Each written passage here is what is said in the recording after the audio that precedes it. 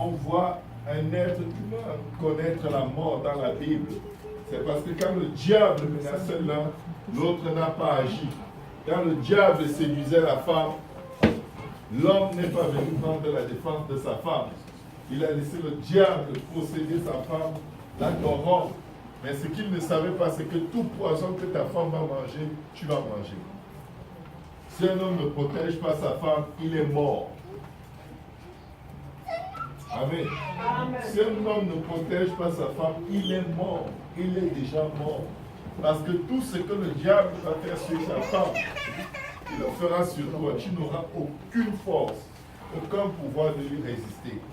Parce que la vraie force et la vraie autorité de l'homme, c'est dans sa capacité à protéger sa femme. La Bible dit que Dieu a mis l'homme dans le jardin pour le cultiver et le garder. Quand on parle de garder, ça veut dire qu'il y a un danger.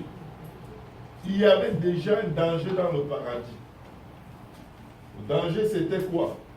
C'était les voies externes du diable qui pouvaient venir essayer de les convaincre de faire ce que Dieu, le contraire de ce que Dieu leur a demandé de faire.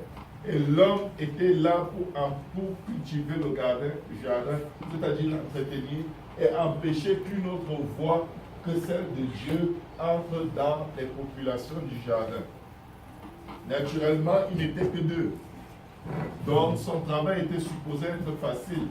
Mais quand nous lisons les Écritures, la Bible dit que le diable a remis en question l'instruction que Dieu avait donnée à l'homme.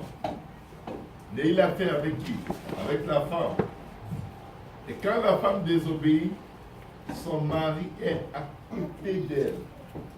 Parce que quand elle a pris de l'arbre de la connaissance du bien et du mal, elle a mangé. La Bible dit qu'elle a donné à son mari qui était auprès d'elle. Donc quand Satan était en train de la corrompre, il voyait, il ne disait rien. C'est pourquoi vous allez voir dans la fin des temps, la plupart des hommes qui détestent leur mariage vont souhaiter que leur femme meure. Et c'est diabolique d'avoir ce genre de pensée. Et je vais vous dire une chose. Si vous connaissez quelqu'un qui est dans cet état d'esprit, dites-lui que sa femme va vivre 2 fois plus longtemps que lui. Amen. Amen.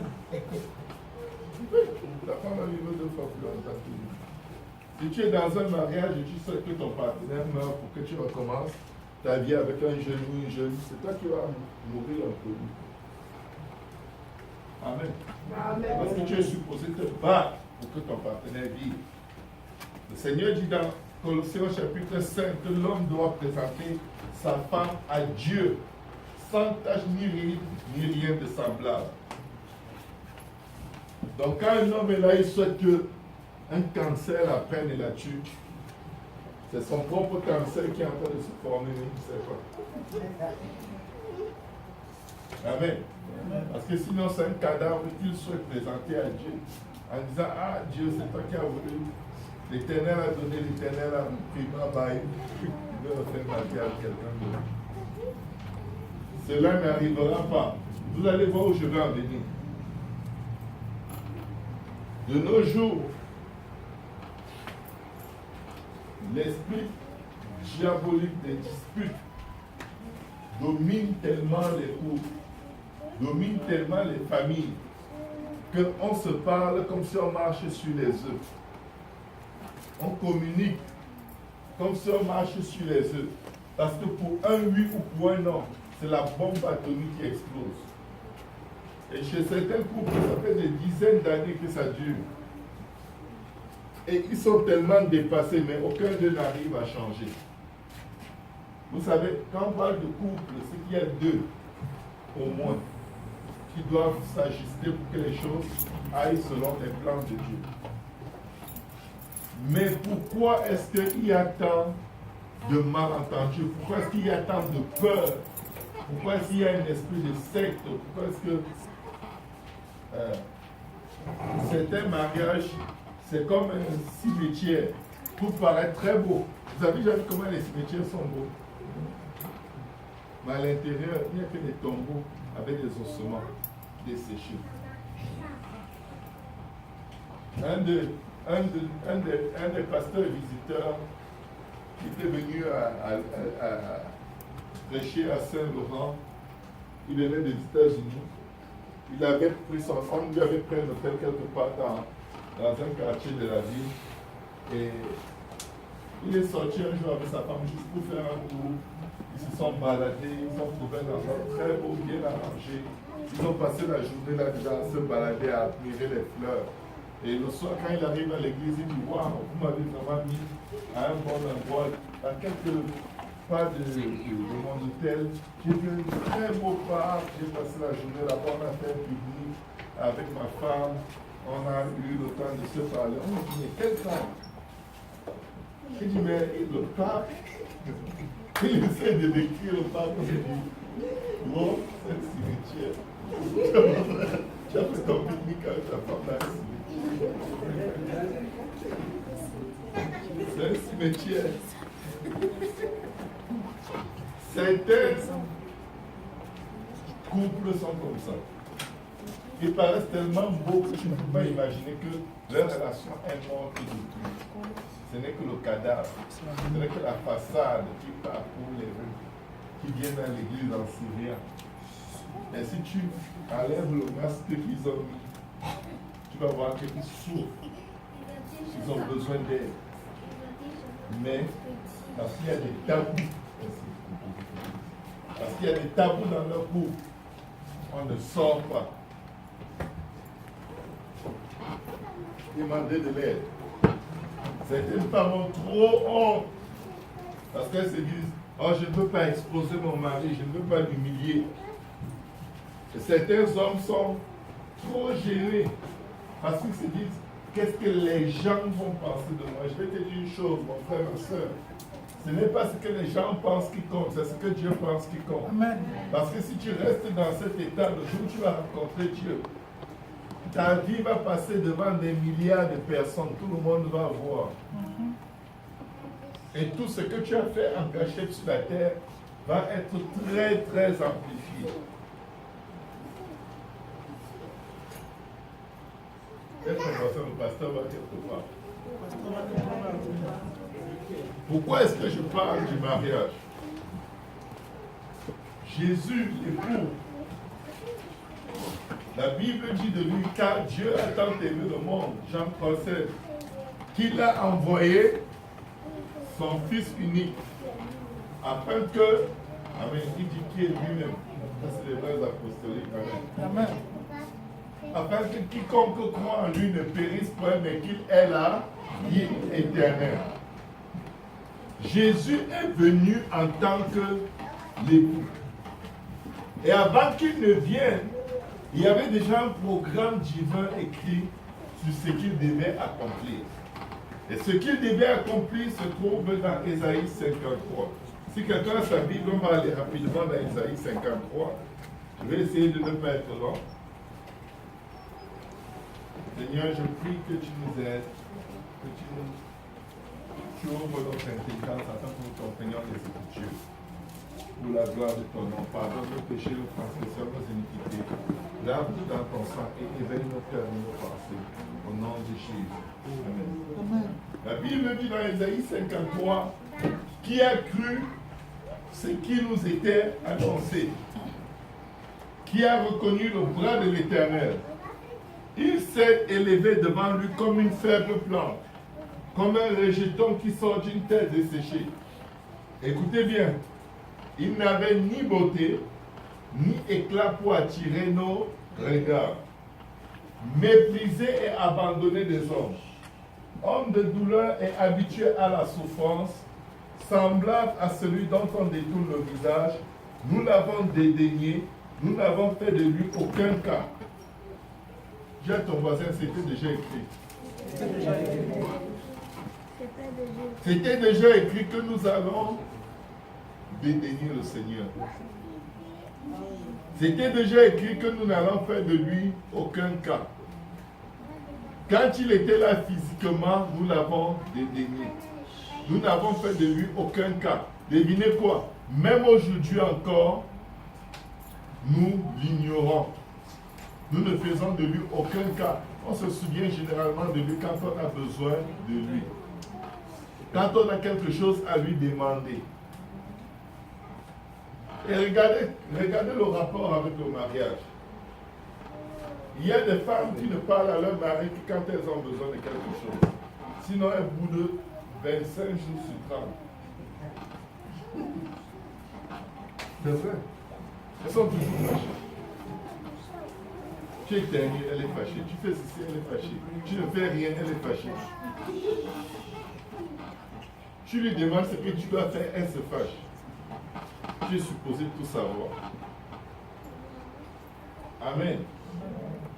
Il y a certaines femmes qui n'entrent en intimité avec leur mari quand elles veulent quelque chose. Le reste du temps, elle est trop fatiguée. Ce que je dis est très vrai. Ça crée des frustrations monstrueuses. Parce que c'est ce qui se passe exactement entre l'Église et le Seigneur. Une vie de prière concentrée sur ce qu'on veut tirer de là. Quand on a déjà ce qu'on veut, on dit au Seigneur, Seigneur, tu sais que je suis très fatigué, j'ai fait ceci, j'ai fait cela, pardonne-moi mes péchés, Amen. Et on dort. Et le lendemain, la même chose. Le lendemain, après on a même honte. Mais je suis venu dire à quelqu'un qui a des difficultés dans sa relation personnelle avec Dieu, c'était déjà écrit.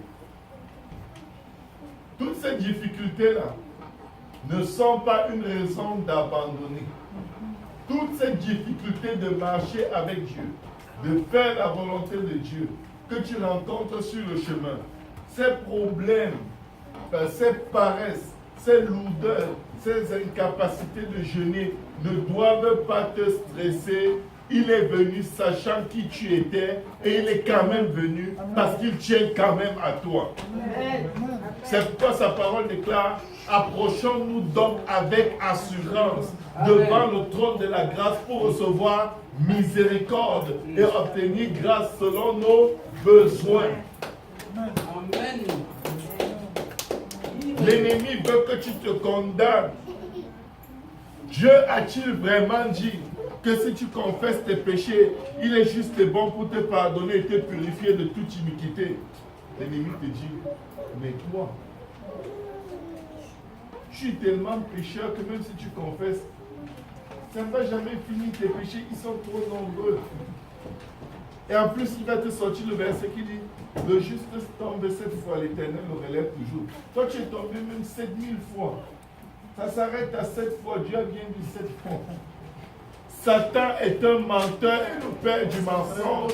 Le Seigneur est ton époux. Amen. Et il savait que tu vas le mépriser. Il savait que tu vas le dédaigner. Il savait que des fois tu vas l'ignorer. Mais il est quand même venu pour toi. Amen. Nous sommes sauvés par la grâce au moyen de la foi. Le juste vivra par la foi. La foi est la ferme assurance des choses qu'on espère. Tu t'approches de Dieu sachant qu'il est Dieu et qu'il va accomplir avec toi ce qu'il a promis. C'est l'époux parfait. Dieu n'est pas comme ton mari. Dieu n'est pas comme ta femme. Nous devons apprendre à être comme Dieu. Comment est-ce qu'il a marché? Chaque jour, chaque pas qu'il faisait, chaque moment que le Seigneur a fait sur la terre, il le faisait avec la pensée: Père, pardonne-leur car ils ne savent pas ce qu'ils font. Chaque jour, si nous pouvions juste copier cette attitude, d'être toujours en train de dire, c'est impossible qu'il sache ce qu'il fait. C'est impossible qu'elle sache ce qu'elle fait. On ne va jamais se fâcher. Mais tu vas dire, ah non, il sait. Comment ça, il ne sait pas? Je lui ai déjà parlé. Depuis que je lui parle, il ne fait que savoir. Et il ne fait que recommencer. Il se moque de moi. Il m'abuse. Oh, c'est un menteur. Voilà. Évite-toi. Plus tu confesses le mal dans la vie de ton prochain, plus tu es malheureux. Plus tu désignes ton prochain comme étant coupable et tu sors toutes les preuves, plus ça te détruit. Parce qu'après tu te demandes, pourquoi il me fait ça? Et il n'y a pas de réponse. Mais si tu t'étais dit, pardonne-lui car il ne sait pas, Père, pardonne-lui ou pardonne-la car elle ne sait pas ce qu'elle fait, je te dis, tu vas te sentir tellement bien après. Parce que l'offense, je vais vous dire quelque chose. Quelqu'un qui vous fait mal parce que la personne va mal. Imaginez-vous, vous rencontrez quelqu'un à qui on a donné $1 million, alors qu'il n'avait même pas de chaussures pour marcher, il dormait dans la rue. Et la personne est extrêmement joyeuse, elle est contente, elle embrasse tout le monde, et elle est tellement contente qu'elle vient et te fait du mal. Ça ne passe pas, non? Quand tu es bien, tu fais du bien. Quand tu fais du mal, c'est parce que tu vas mal. Quand on fait du mal au Seigneur, ce n'est pas à nous qu'il regarde, il regarde à lui. Est-ce que j'ai payé le prix pour ça? Et il t'amène à quoi? Dans le chemin de sa bonté. Et c'est sa bonté qui t'amène à la repentance. Ce n'est pas ces menaces de l'enfer qui t'amènent à la repentance, mes frères et sœurs. Vous allez avoir peur de l'enfer à l'instant où on vous en parle. 2 minutes après, vous êtes en train de pécher. L'enfer ne t'empêche pas de pécher. C'est l'amour qui t'empêche de pécher. C'est l'amour qui te fait abandonner ton péché. C'est la bonté qui te fait abandonner ton péché. Tu as déjà fait du mal à quelqu'un, tu fais du mal. Et tu ne sais pas que la personne sait. La personne ne fait que te faire du bien. À un moment, ton cœur est tellement choqué, traumatisé que tu dis, pardon, l'autre jour j'ai dit ceci. Alors que la personne t'a rien demandé. La bonté persistante de la personne te fait changer. Et tu dis non, je ne vais plus jamais lui faire ça. Parce que Dieu peut me frapper. Parce qu'avec tout le bien que cette personne m'a fait, et moi, tout le mal que je lui fais, la personne m'aime toujours, ça ne fait pas de sens, il ne veut plus. Persistez à faire le bien. La Bible dit ne rendez pas le mal par le mal, mais triomphez du mal par le bien. Jésus a vaincu le monde parce que malgré tout le mal qu'on faisait, il était bon envers nous. En guérissant les malades, il savait qu'on va dire, tu as guéri les malades par la puissance de Satan. Quand il prêchait la bonne nouvelle, il savait qu'on va dire, tu as un démon. Si on te dit à toi ici que tu as un démon, je suis sûr que tu ne viens plus ici à l'église. À Jésus, on a dit, tu as un démon. Il a dit maintenant, si les démons, si les démons chassent les démons, ça veut dire que le royaume de Satan est en train de se battre contre lui. Il ne peut pas subsister, il ne peut pas remplacer. Il ne prenait pas les offenses, mais il dit on leur a fermé les yeux, on leur a fermé les oreilles de peur qu'ils ne voient, qu'ils entendent, qu'ils croient et qu'ils ne soient délivrés. Quand nous offensons le Seigneur, il ne regarde pas seulement à l'acte, il regarde à l'esprit qui t'a poussé à faire cet acte. Et il te fait du bien afin que tu abandonnes les œuvres diaboliques de cet esprit et que tu viennes tomber dans ses bras. Parce que lui, il est l'époux parfait et il a résolu de te présenter à Dieu sans tache, ni rire, ni rien de semblable. Il est un rédempteur. Un homme doit avoir l'attitude de rédemption. Mes frères, mes sœurs, un homme selon le cœur de Dieu ne garde pas rancune. Si tu gardes rancune, tu es efféminé. Et les efféminés n'hériteront pas du royaume des cieux. Un homme ne doit pas garder rancune. Parce qu'il est l'image du Christ qui ne garde pas rancune. Il efface nos péchés et il les jette dans la mer de l'oubli. Ce n'est pas l'image de Christ. De menacer ta femme, de la cravater, de lui donner des claques. Christ ne bat pas son église. Ça c'est diabolique. Ça c'est Lucifer. Après tu parles en langue. Il faut demander par quel esprit. Amen. Amen. Je sais qu'il n'y a personne ici qui fait ça. Et vous allez parler à vos voisins qui le font. Amen. Nous allons prêcher l'évangile au monde entier. Alléluia. Vous devez savoir quoi dire aux autres, non? Amen. C'est ça que vous apprenez aujourd'hui. Nous apprenons tous. L'homme est un homme parce qu'il pardonne. Tu enlèves le pardon dans le cœur d'un homme, il n'est plus un homme. Il est LGBT. Transgenre. Oh oui. Je vous le dis, c'est sérieux. Parce qu'il ne sait plus s'il est un homme ou une femme. Ni même, peut-être, il n'est même rien. C'est terrible, c'est un esprit. Comment tu peux imaginer que Dieu dit que les efféminés n'hériteront pas le royaume des cieux? Une femme ne peut pas être efféminée. Un efféminé, c'est un homme qui a des attitudes de femme. Dieu dit, je ne le veux pas au ciel. Quand j'ai construit le ciel, il n'y avait aucun quartier où je pouvais les mettre.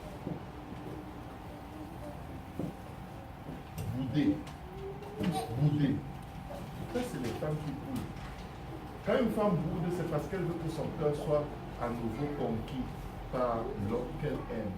Ce n'est pas parce qu'elle est méchante. Elle a besoin d'être aimée, de se sentir aimée. Mais quand un homme boude, il sait quoi? Il dit souvent, il est bouddhiste.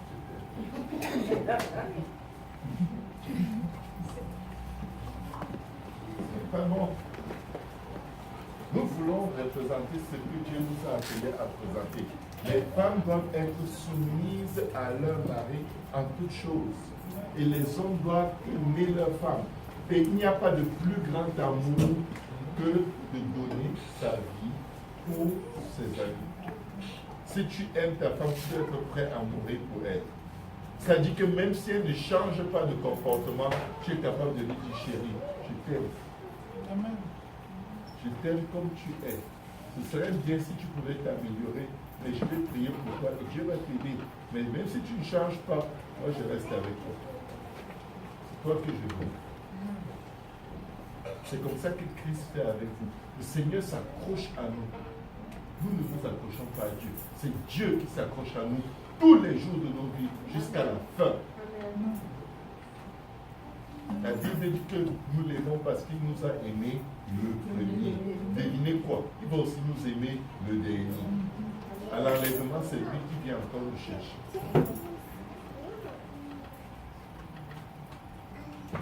Alléluia. Amen. Alléluia. Amen. Nous devons examiner là où nous nous trouvons. Un homme qui se fâche beaucoup ne représente pas Christ. Un homme qui est géré par ses émotions, plus que par la raison, ne représente pas Christ. Le Seigneur Jésus avait toutes les raisons d'avoir des émotions de colère, de déception, de découragement. Mais la Bible dit, quand il regarda la foule, il fut ému de compassion. Ça, c'est la plus belle émotion qu'un homme devrait dégager tous les jours vis-à-vis de sa femme, vis-à-vis de ses enfants. La compassion, pas les cris, pas les menaces, pas les violences verbales, ça ne vient pas de Dieu. Tu ne représentes pas Christ en tant que chef de famille. Si tu es toujours en train de menacer, je vais te taper, je vais te gifler, je vais te taper. Si l'enfant te tape, oh, tu es maudit. Attention, si toi tu laisses dans ton esprit. Amen. Il ne va pas agir comme l'enfant du voisin, il agit comme son père agit. Regardez les mots avec lesquels on parle à nos enfants. Quand tu lui piches le camp, ton enfant, dès qu'il commence à parler, devine ce qu'il dit à ses amis. Piche le camp. Après tu dis, on ne parle pas comme ça. Oh, il est comme, on parle de chinois ici. C'est pas ça que j'entends tous les jours. Tu m'as rempli de fiches locales, après tu me dis qu'on ne dit pas fiches locales, on dit quoi?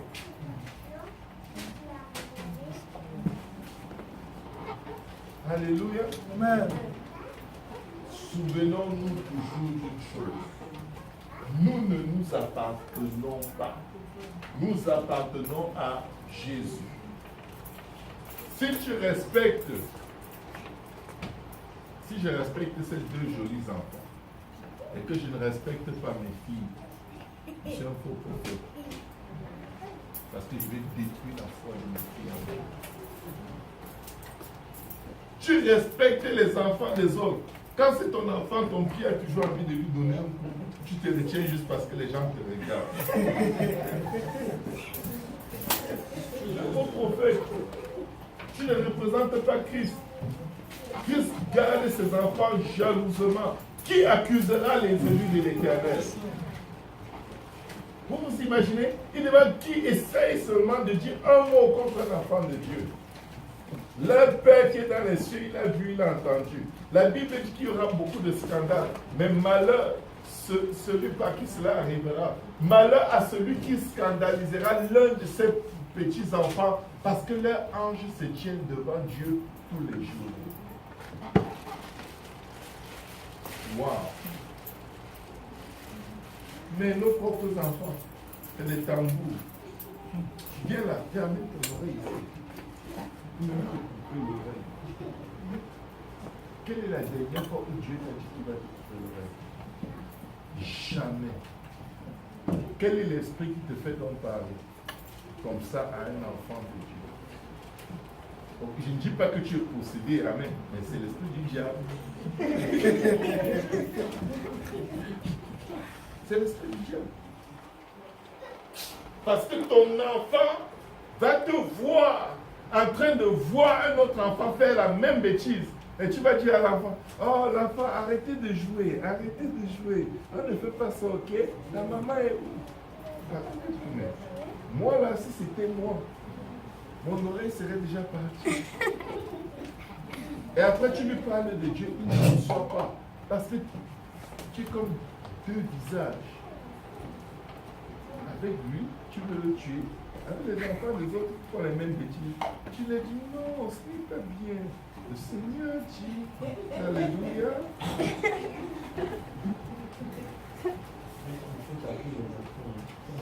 Pardon?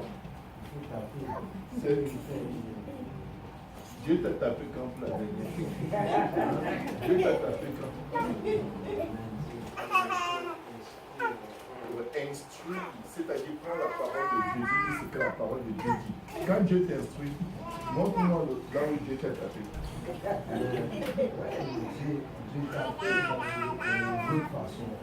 Mais toi aussi, tu as l'enfant de l'autre façon. Tu as l'enfant comme Dieu te tape.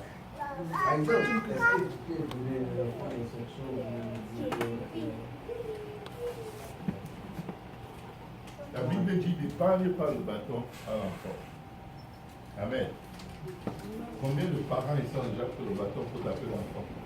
Leur bâton, c'est leur main. Vous ne savez pas que quand vous tapez l'enfant avec vos mains, vous leur donnez des démons. La Bible dit prends le bâton. Parce que le temps que tu ailles chercher le bâton, tu réfléchis. Est-ce que ce que je vais faire est nécessaire?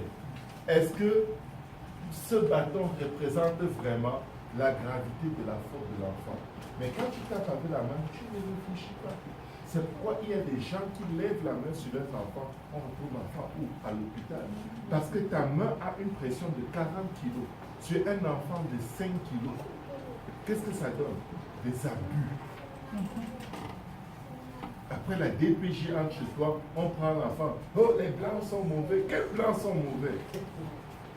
Ils n'aiment pas qu'on tape leurs enfants. Est-ce que toi, la punition que tu as donnée, c'est selon la Bible ou c'est selon l'Afrique?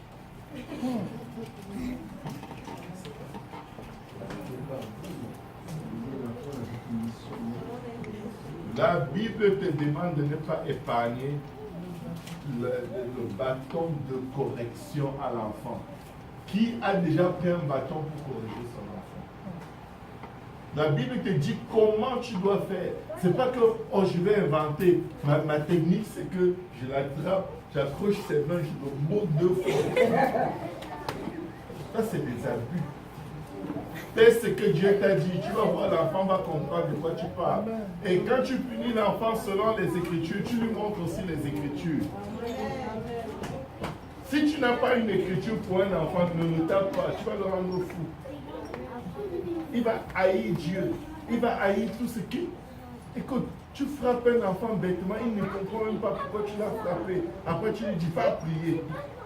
Ah, goodness. Ça, c'est un démon. Si c'est comme ça que Dieu est, moi, je ne veux plus ce Dieu-là. Quand j'aurai 12 ans, je quitte l'église. Je ne vais plus à l'église, je veux voir ce qu'ils vont faire. J'appelle la DPJ. Pourquoi est-ce que la plupart d'immigrants perdent leurs enfants quand ils arrivent ici? Parce qu'eux-mêmes n'ont aucune éducation biblique, même s'ils vont à l'église. Et ils veulent utiliser les techniques de frapper les tambours de leur pays sur leurs enfants ici. Ça ne marche pas. Parce que aux États-Unis, par avant, il y a une loi qui dit que les parents ne doivent pas de tambour. Après, quand il y a beaucoup des enfants qui vraiment ils ont des choses à la santé, les parents tapent les enfants. Mais c'est pas comme quoi. Écoute, comme ça, je vais vous raconter une histoire. Quand nous étions petits, on avait un homme. Quand nos parents voulaient nous donner une fessée, ils appelaient cet homme. Les parents eux-mêmes ne nous tapaient presque jamais. L'oncle venait, il prenait sa ceinture, il te tapait avec le côté où il y a la boucle.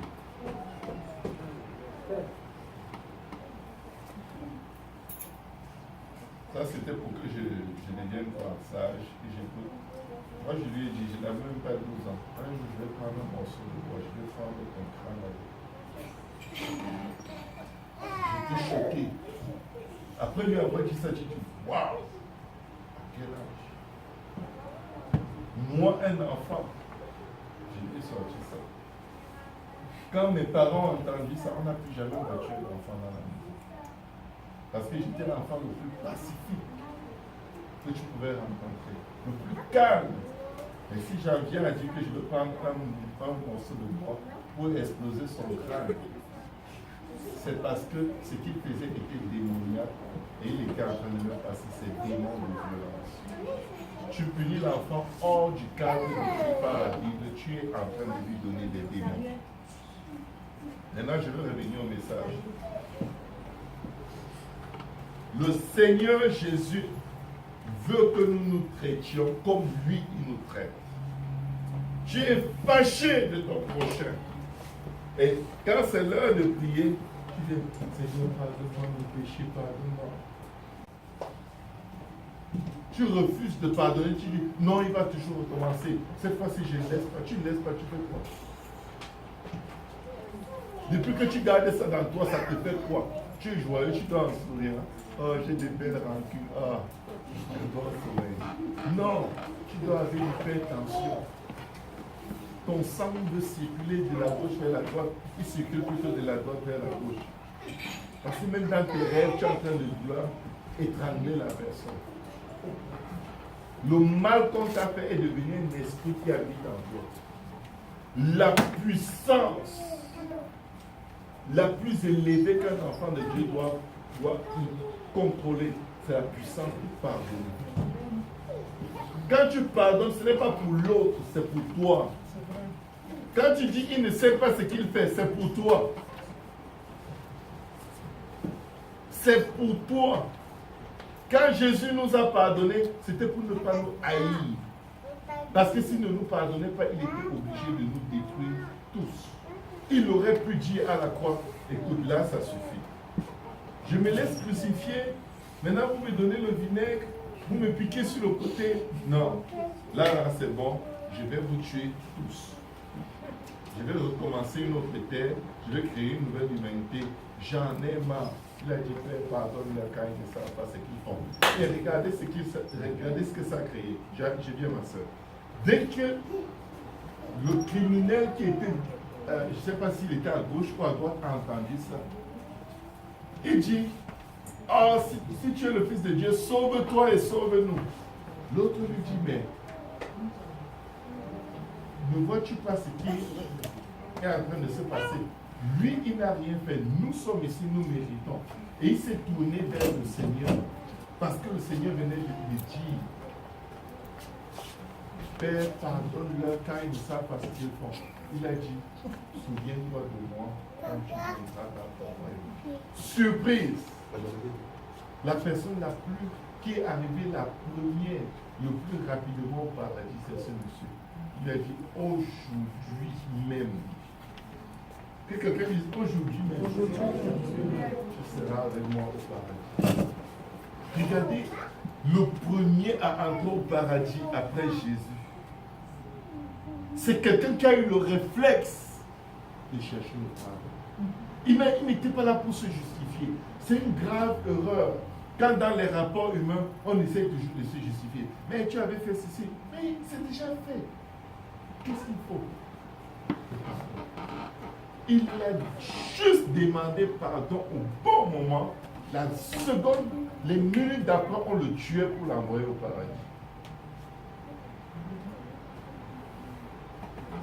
Qu'est-ce qui comptait? Est-ce que c'est ce qui s'est passé pour qu'il se retrouve à la croix? Oh, mes parents m'avaient abandonné quand j'étais petit. Je suis devenu délinquant, ce n'était pas de ma faute. Seigneur, tu dois comprendre qu'il faut que tu me pardonnes. Non. Non. Je ne mérite pas ce paradis. S'il te plaît. Comme tu as l'art de pardonner, pardonne-moi. Oui, ma soeur. Je voulais vous poser la question. Dans le sens que tu peux pardonner quelqu'un, mais si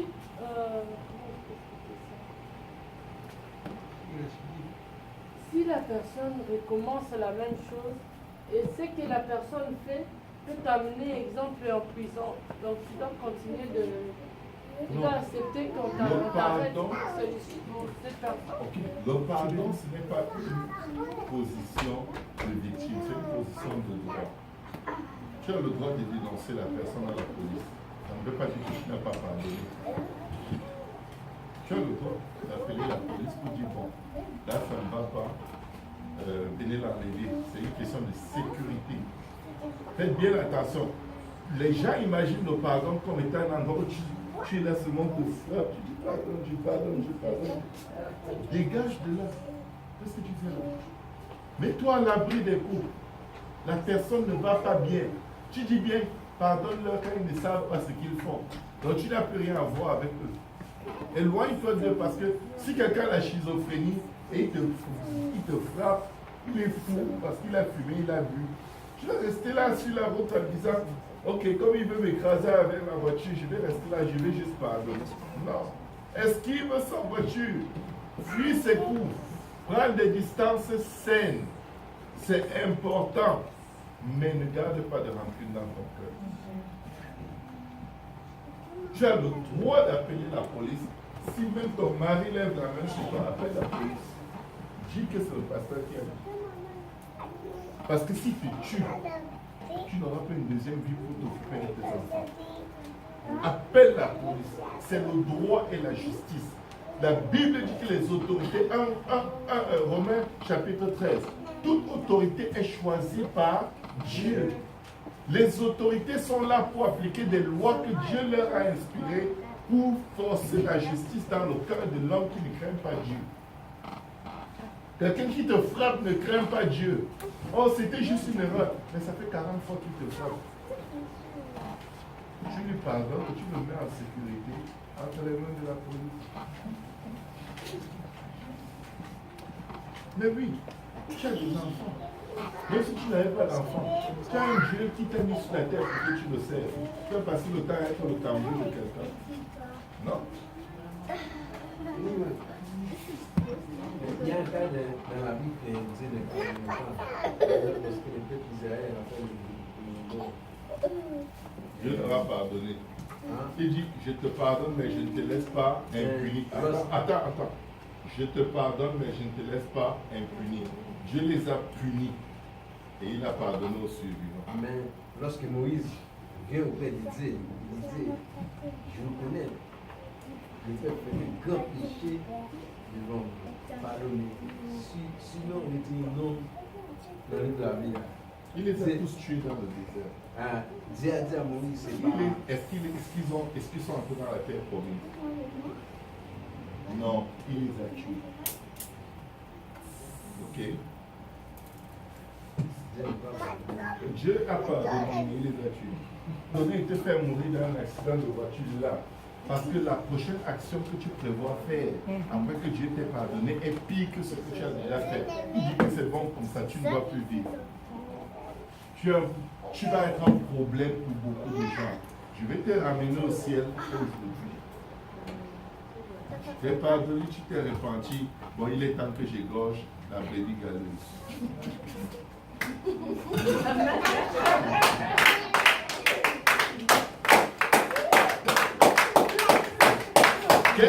Regardez comment les bergers fonctionnent avec les brebis. Les bergers prennent soin des brebis. Quand une brebis a toujours tendance à s'éloigner du troupeau pour aller faire ce qu'elle veut n'importe comment, elle attire le loup. Parce que le loup rôde toujours pour trouver la brebis qui ne suit pas les instructions, qui ne marche pas attachée au troupeau. Le problème, c'est que quand une brebis le fait, c'est sûr qu'une deuxième brebis va le faire. Quand Satan s'est rebellé contre Dieu, il est parti avec un tiers des anges. Quand quelqu'un se rebelle contre l'autorité spirituelle, il entraîne toujours des gens avec lui. Si vous avez de l'amertume et vous abandonnez l'église, vous allez entraîner des gens avec vous. Et ces gens-là, quand vous allez retrouver vos esprits et réintégrer la maison de Dieu, ils ne vont pas revenir. Leur sang vous sera révélé. Donc, Dieu pour prévenir cela, le berger pour prévenir cela, il va ramener la brebis. Elle ne fait que s'éloigner, il la ramène. Vous savez ce qu'il fait après? Il prend son bâton, il casse la patte de la brebis. Et il la ramène maintenant. Maintenant, comme elle boit, elle va maintenant rester au milieu du troupeau. Parce qu'elle se sent faible et en danger. Mais si malgré le fait qu'elle boit, écoutez bien, elle continue de s'éloigner et devient un danger pour tout le troupeau, le jour où le berger a faim et qu'il veut de la viande et de la laine, il se bat. Il dit que, où est-elle? C'est toi qui meurs aujourd'hui. Parce que de toute façon, tu vas mourir, mais entre les mains du loup. Donc, meurs entre mes mains. Qu'est-ce que Paul dit? Si quelqu'un vit dans l'impudicité parmi vous, compris afin que son corps soit livré à Satan et que son âme soit sauvée. C'est-à-dire, on va prier, la personne va avoir une maladie tellement mauvaise, une situation tellement mauvaise qu'elle va se repentir. Et quand sa repentance va atteindre l'endroit où Dieu l'accepte, il enlève le souffle. C'est pourquoi quand on dit qu'on est enfant de Dieu, on dit « Oh non, c'est moi qui décide, je ne décide pas. » Le bâton de Dieu va te rencontrer quelque part. C'est dans la Bible. La Bible dit que nous ne nous appartenons pas. Il n'est pas, la voix de l'homme n'est pas en son pouvoir et il n'est pas propre à l'homme lorsqu'il marche de diriger lui-même ses pas. Si c'est toi qui diriges tes pas, il y a un bâton qui va venir te casser la tête. Parce que tu dois choisir qui tu vas servir. Si c'est Dieu que tu sers, tu marches dans les voies de Dieu. Si c'est le diable que tu sers, va dans le monde, mais que ce soit clair. Ne sois pas hybride. Parce que ça ne fonctionne pas. Amen. Il y a une ligne qui est tracée et chacun doit choisir son camp. À quoi ça sert de venir dans la maison de Dieu, faire semblant d'être correct, aller regarder la pornographie? Tu es en train de faire quoi? C'est la façon de vivre la plus difficile. Il faut crier à Dieu jusqu'à ce qu'il te délivre. Crie à Dieu. Parce que si tu abandonnes la foi, tu es en train de forcer Dieu de te tuer. Parce qu'il y a des gens qui vont te copier. Et comme Dieu aime utiliser la brebis galeuse pour donner un exemple à tout le reste des brebis, regardez Anania et Saphira. Quand Dieu les a tués, la Bible dit que la crainte de Dieu s'est saisie de l'Église. et le nombre de personnes qui étaient converties a augmenté. Peut-être c'est ta mort qui va convaincre les gens de suivre Jésus sérieusement. Mais oui, ce n'est pas une blague. C'est tellement vrai. La Bible demande de servir Dieu avec crainte et tremblement. Parce que si tu veux servir Dieu avec rébellion, tu es en train d'indiquer à Dieu la manière dont Dieu doit te traiter. Mais Jésus, quelqu'un dit Jésus, il dit si vous confessez vos péchés, il est juste et bon pour vous pardonner et vous purifier de toute iniquité. Parce qu'il est l'époux qui veut nous présenter à Dieu sans tache, ni rire, ni rien de semblable.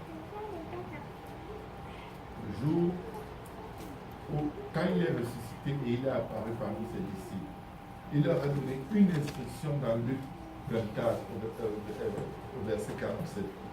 Il leur a dit que la repentance et le pardon des péchés soient prêchés en son nom à toutes les nations, en commençant par Jérusalem.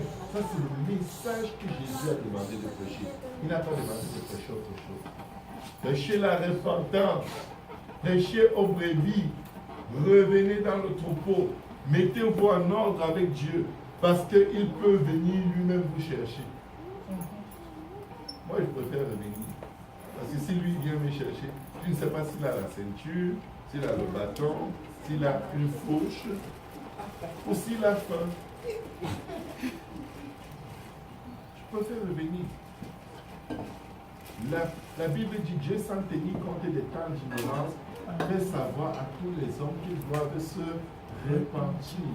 Il a dit que la repentance et le pardon des péchés soient prêchés en son nom à toutes les nations, en commençant par Jérusalem. Le jour de la Pentecôte, lorsque le Saint-Esprit est descendu sur les 120 qui priaient dans la chambre haute, Pierre a pris la parole pour s'adresser aux gens qui se moquaient d'eux parce qu'ils parlaient en langue. Il a dit, ces gens ne sont pas ivres comme vous le pensez, mais ceci est ce qui avait été promis par le prophète Joël. Dans ces jours-là, dit l'Éternel, je répandrai de mon esprit sur toute chair. Il leur a prêché la mort, le baptême du Saint-Esprit, la mort, l'ensevelissement et la résurrection du Christ. La Bible dit que quand ils entendirent cette parole, ils furent touchés dans leur cœur et ils demandèrent à Pierre et aux autres apôtres, hommes, frères, que ferons-nous? Pierre leur a dit, repentez-vous et que chacun de vous soit baptisé pour le pardon de vos péchés.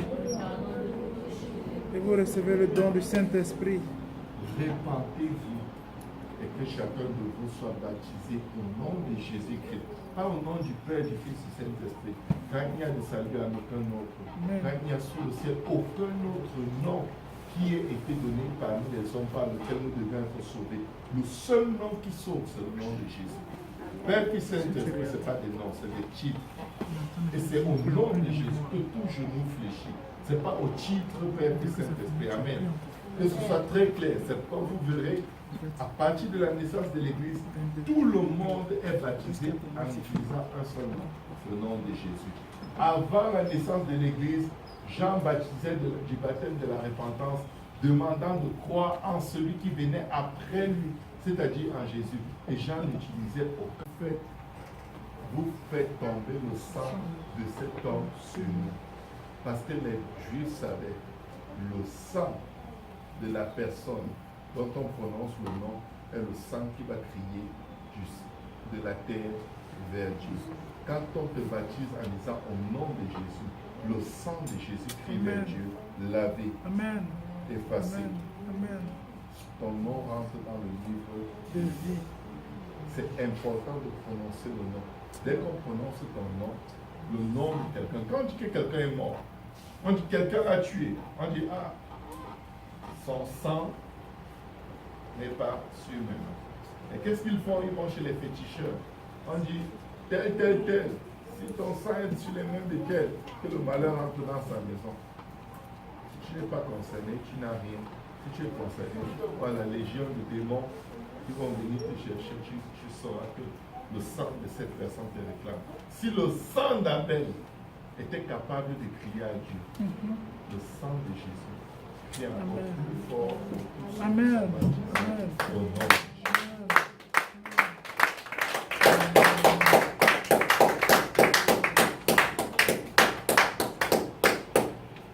réflexe d'un homme selon le cœur de Dieu. Père, pardonne-leur car ils ne savent pas ce qu'ils font. Si tu n'y es pas encore, demande à Dieu. Parce que toutes les philosophies que tu vas ajouter là-dessus, ça ne sert à rien. Si tu retiens à ton prochain ses offenses, la Bible dit dans Matthieu 5:33, votre Père qui est dans les cieux ne vous pardonnera pas non plus vos offenses. Moi, je veux que Dieu me pardonne mes offenses. Moi, je veux que Dieu... Je ne veux retenir rien de personne dans mon cœur. Ça fait mal. Mais Dieu a mal tous les jours aussi à cause de moi. Le Seigneur a mal tous les jours. Oh, il m'a fait trop mal. Après, tu vas demander pardon à Dieu. Je veux que son cœur saute de joie. Oh, si tu lui fais mal.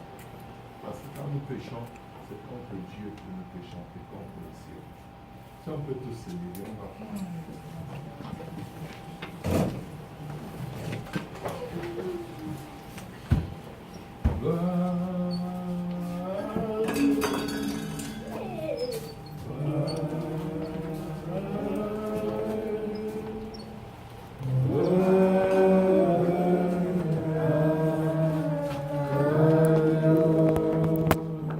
Je chante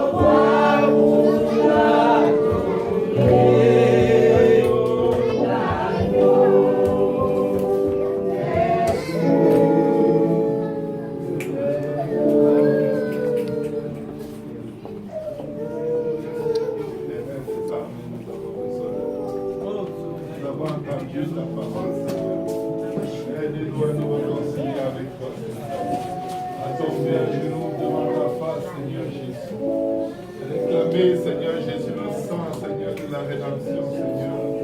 Sur nos corps, nos âmes, nos esprits, Seigneur. Toi qui guéris les malades et bien, Seigneur. Et dans ta main, tu n'es pas contre pour sauver. Et oh Dieu, t'entends, Seigneur, par ton oreille qui n'est pas trop éloignée pour entendre. Pardonne et guéris quelqu'un en ce moment, Seigneur. Pardonne et guéris le cœur de quelqu'un, Seigneur. Pardonne et guéris les pensées de quelqu'un, Seigneur. Pardonne et aide quelqu'un à te donner la première place, Seigneur. Jésus, fils de David, aide-nous. Jésus, fils de David, soutiens la foi de quelqu'un. Jésus, Jésus, Père, je viens me lever contre le cancer dans ce lieu. Papa, je commande que tu sois cancérigène. Meurs maintenant au nom de Jésus. Papa, j'ordonne que la vie retrouve, Seigneur, le corps de toute personne atteinte, Seigneur, par le cancer, Seigneur. Je commande que cette personne vive en bonne santé devant toi. Au nom de Jésus, Seigneur. Papa, je me lève contre la tension et l'hypertension artérielle, Seigneur. Papa, je brise le joug, Seigneur, de cette maladie diabolique, Seigneur. Je commande que toute personne, Seigneur, affligée dans son corps, soit guérie maintenant par tes mesures. Au nom de Jésus, Papa, je viens, Seigneur, contre l'esprit de pauvreté et de dette, Seigneur, l'esprit de division, Seigneur. Papa, je les lis, je les précipite dans les abîmes au nom de Jésus.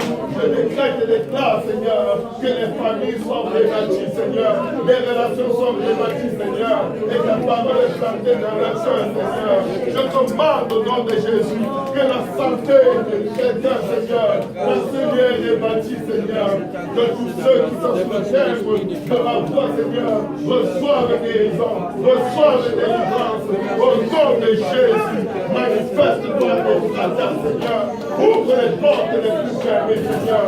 Je viens renverser tout rapport médical, négatif, Seigneur Jésus, dans la vie de quelqu'un ici, Seigneur. Au nom de Jésus, je décrète et déclare, Seigneur, qu'à la prochaine visite médicale, dans le nom de Jésus, le rapport médical sera renversé. Il sera complètement changé. Les médecins seront confus. Au nom de Jésus, que ton règne vienne, Jésus. Que ton règne vienne, Seigneur. C'est toi qui es Dieu, Seigneur. Que la mort, Seigneur, c'est toi qui nous as formés. C'est la gloire, ce n'est pas l'oppression, mais c'est toi qui as assis le trône. Tu règnes,